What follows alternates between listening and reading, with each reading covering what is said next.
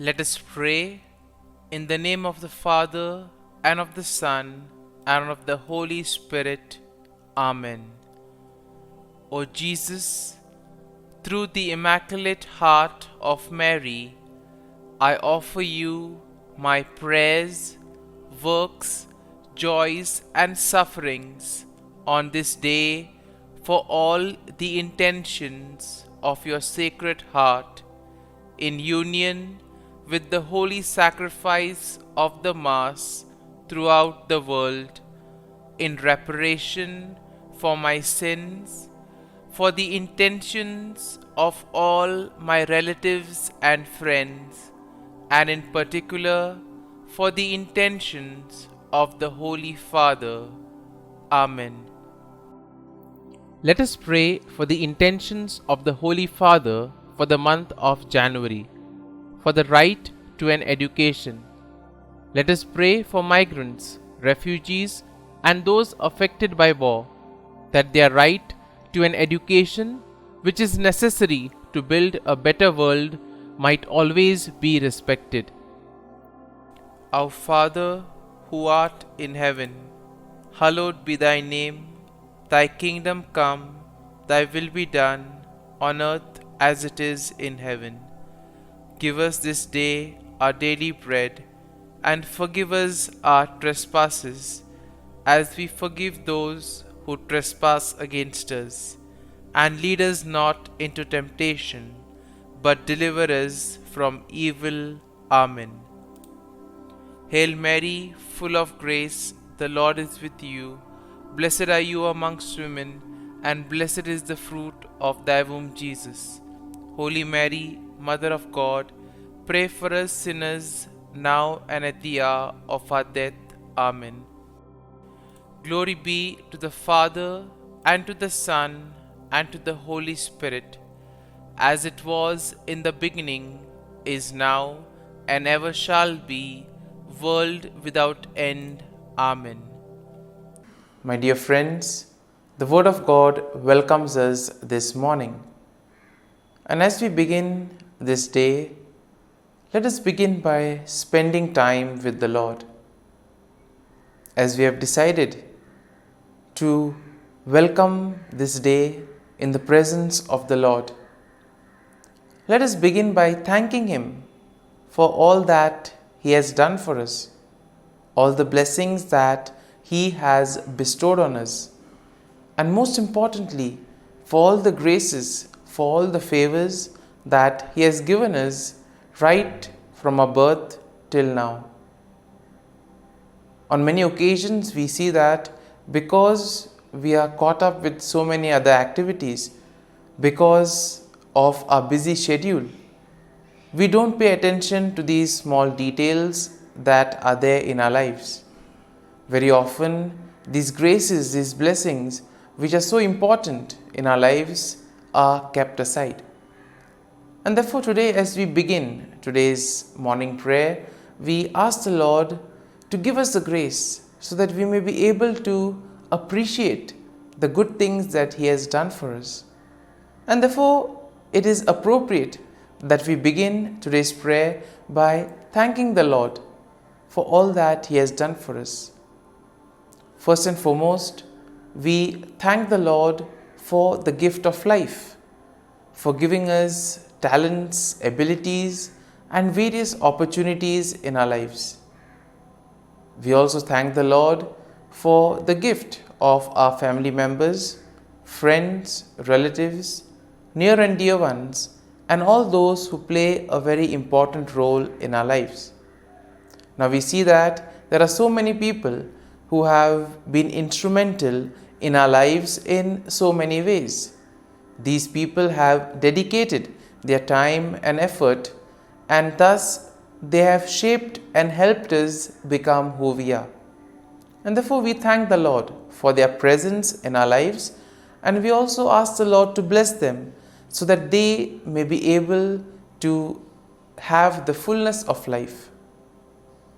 We also thank the Lord for the gift of this day, yet another day that we have been given to make good use of our talents, of our abilities, and more importantly, to make a difference not only in our lives but also in the lives of those around us. We also thank the Lord for the various opportunities that He has given us. Opportunities to put our talents, to put our abilities to use. And at the same time, opportunities to help others make a difference in their lives.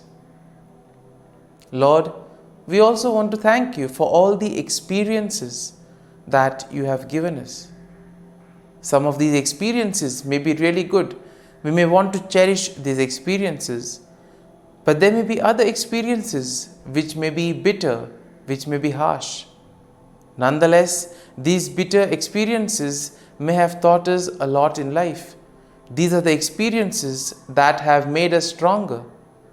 And therefore, Lord, we thank You for giving us these experiences, for making us better individuals, for making us stronger, and thus for preparing us to face the challenges in life.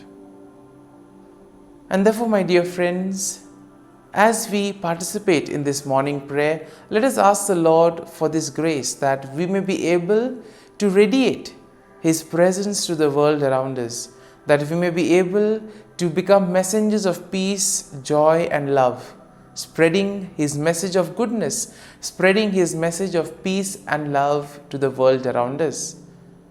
And therefore, let us ask the Lord to accompany us in whatever we do today, so that every action, every word may radiate His love, peace and joy. My dear friends, let us now reflect and meditate on Psalm 59. As usual, we shall take a look at the general overview of the psalm, and then we shall take a look at the psalm in detail. Now, when we look at Psalm 59, we see that the psalm is a psalm of lament that is attributed to David, and this was probably written during a time when Saul had sent men to watch David's house in order to kill him. And therefore, the psalm can be divided into 4 main sections. First, we see that a plea for deliverance from enemies, David's plea to be delivered from his enemies, which we will find in verses 1 to 5. In the second part, we see a description of wickedness and violence of the enemies, and this we can see in verses 6 to 7. Then in verses 8 to 10, we have a declaration of trust in God's protection. And finally, in verses 11 to 17, we see a song of praise and confidence of God's deliverance. Confidence that God will deliver him from all his enemies. And therefore, overall, when we take a look at the psalm, we see that Psalm 59 will reflect David's plea for deliverance from his enemies and his trust in God's protection. The psalm also acknowledges the wickedness and violence of the enemies, and at the same time, it will also emphasize the faithfulness and the strength of God. Now, the psalm serves as a reminder of the importance of seeking refuge in God during the time of trouble, and therefore expressing trust that God will deliver his people from all difficulties in life. And therefore the psalm will conclude with a song of praise, highlighting the confidence and gratitude that come from placing one's trust and faith in the Lord. Now, when you take a look at the psalm in detail, we see that in the first section of the psalm, David pleads for deliverance from his enemies, and therefore he implores God to deliver him from those who seek his life. Here we see that David will use vivid imagery in order to describe the intensity of the threat that he faces. Now, David will portray his enemies as fierce dogs who howl and prowl around the city. As we have already seen that the background of this psalm is how Saul sends his men in order to watch over David. And therefore, probably here we can see that the fear or the anger, the grief, the sorrow that is probably there in David, and this is what prevents him in order to live a fulfilled life, because he's already been watched, he's always being surrounded, and therefore he uses very strong language, crude language, in other words, giving examples like fierce dogs who are ready to attack him at any time. And at the same time, we see that David will also express his innocence and his trust in God's protection. And in this way, he also pleads to God for God's intervention. Now, when we look at today's world, we also see that it's not very easy in order to practice one's own beliefs, etc. And there may be various factors for this. Sometimes we ourselves could feel as if we are being watched, as if we are being tormented by others.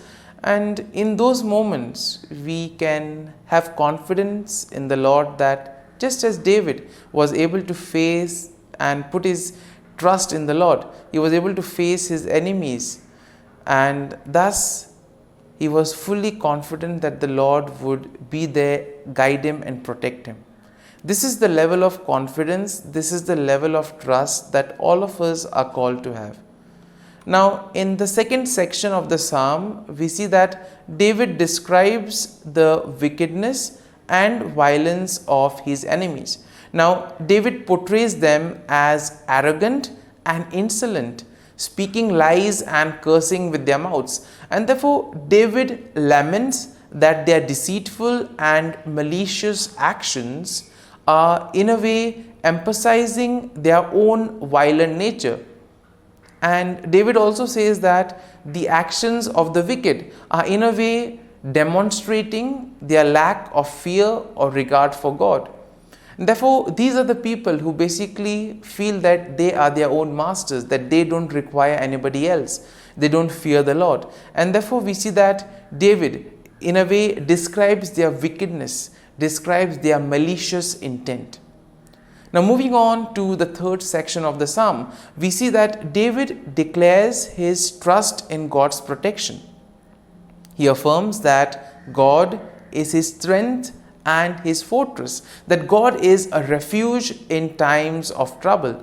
And it is here we see that David expresses his confidence that God will go before him and he will comfort himself. God will comfort David by confronting his enemies. And it is here we see that David acknowledges that God is his defense and that God's steadfast love will meet him in the morning. So much faith and trust David has in the Lord. And in the final section, we see that David offers a song of praise and confidence in God's deliverance.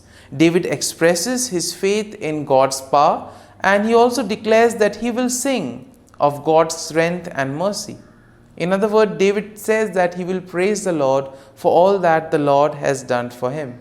Now, David acknowledges that God is his refuge and his stronghold, and he praises God for his faithfulness and deliverance.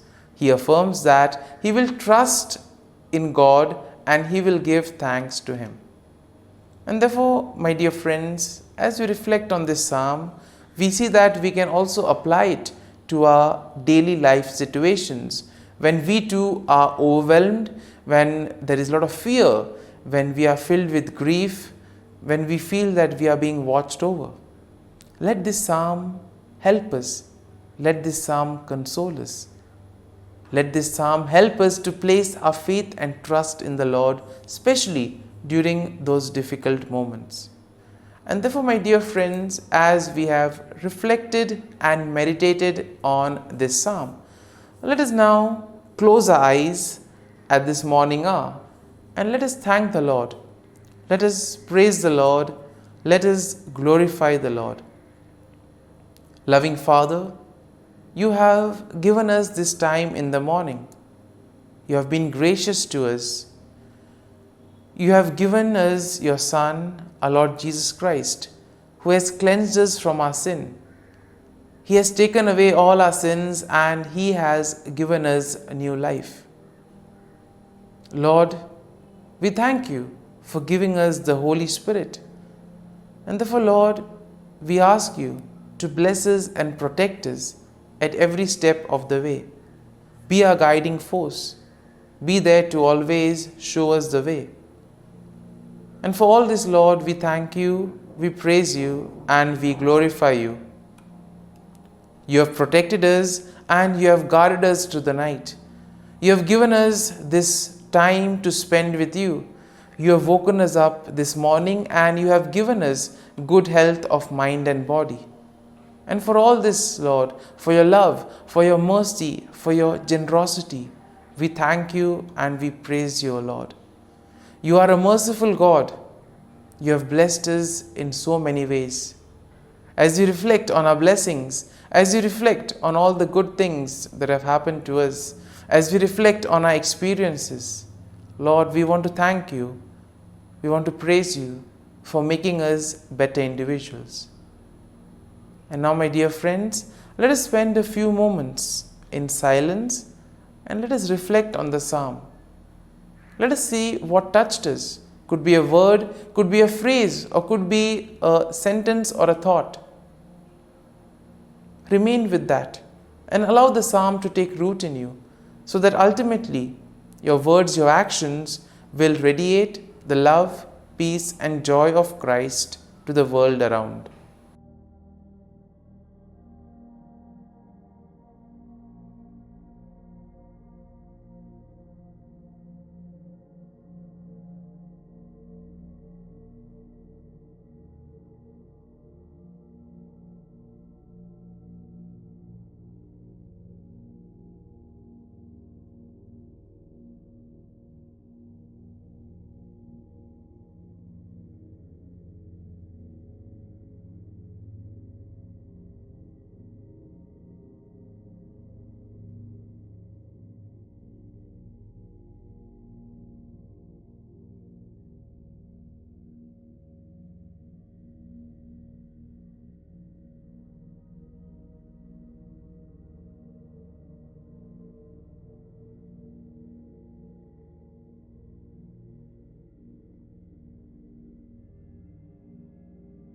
Pray to Saint Michael the Archangel for protection. Saint Michael the Archangel, defend us in battle. Be our defense against the wickedness and snares of the devil. May God rebuke him, we humbly pray.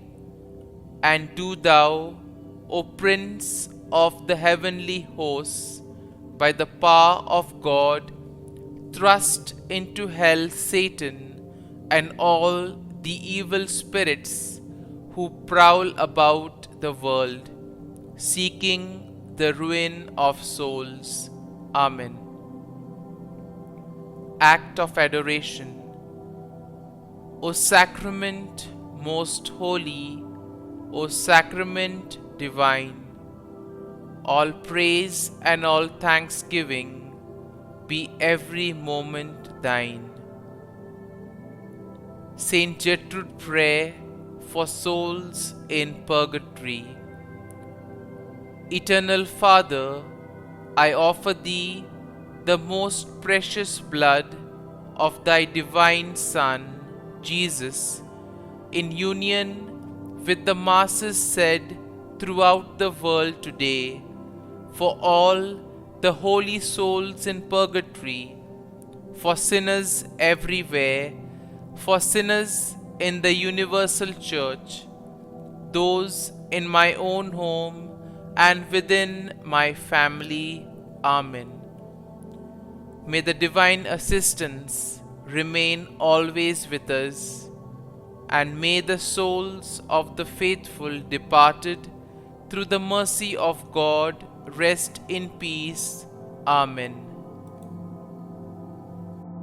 Glory be to the Father, and to the Son, and to the Holy Spirit, as it was in the beginning, is now, and ever shall be, world without end. Amen.